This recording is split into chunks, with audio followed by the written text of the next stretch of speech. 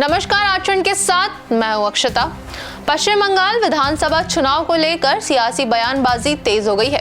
केंद्रीय गृह मंत्री अमित शाह ने जलपाईगुड़ी में जनसभा को संबोधित करते हुए ममता सरकार पर जमकर हमला बोला और कई बड़े वादे भी किए। क्या कहा अमित शाह ने, देखिए रिपोर्ट। पश्चिम बंगाल विधानसभा चुनाव में बीजेपी पूरा जोर लगा रही है। केंद्रीय गृह मंत्री अमित शाह बंगाल में डेरा डाले हुए हैं। जलपाईगुड़ी में एक विशाल जनसभा को संबोधित करते हुए अमित शाह ने ममता बनर्जी सरकार पर जमकर निशाना साधा। साथ ही चाय बागान श्रमिकों के लिए वेतन वृद्धि, जलपेश मंदिर के विकास और गोरखालैंड मुद्दे के संवैधानिक समाधान का आश्वासन भी दिया।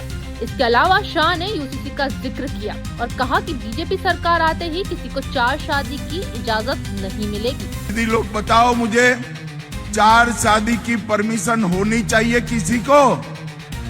अरे जोर से बोलो दीदी लोग, होना चाहिए क्या?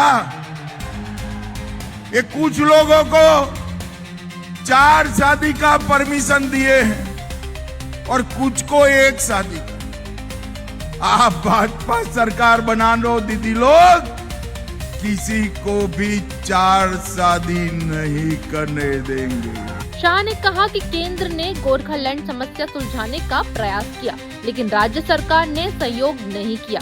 चुनाव के बाद बीजेपी इसका संवैधानिक समाधान खोजेगी। भारत सरकार ने गोरखा समस्या के समाधान के लिए बहुत सारे प्रयास करे, मगर दीदी साथ नहीं देती। इसीलिए हमने एक इंटरलोक्यूलेटर बनाया है।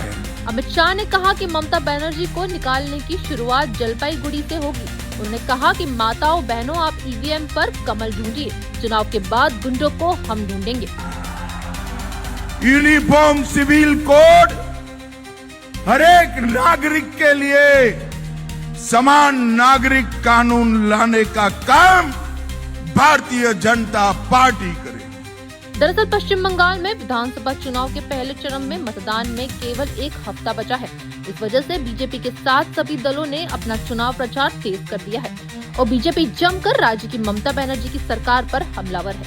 अब देखना होगा कि चुनावी मैदान में बीजेपी के ये वादे और बयान बंगाल की राजनीति पर कितना असर डालती है। फिलहाल इस खबर में इतना ही। ऐसी और अपडेट्स के लिए जुड़े रहिए आचरण न्यूज के साथ। नमस्कार। देश दुनिया की सभी खबरें देखने के लिए जुड़े रहिए आचरण न्यूज से। आचरण न्यूज, हर कदम आपके साथ।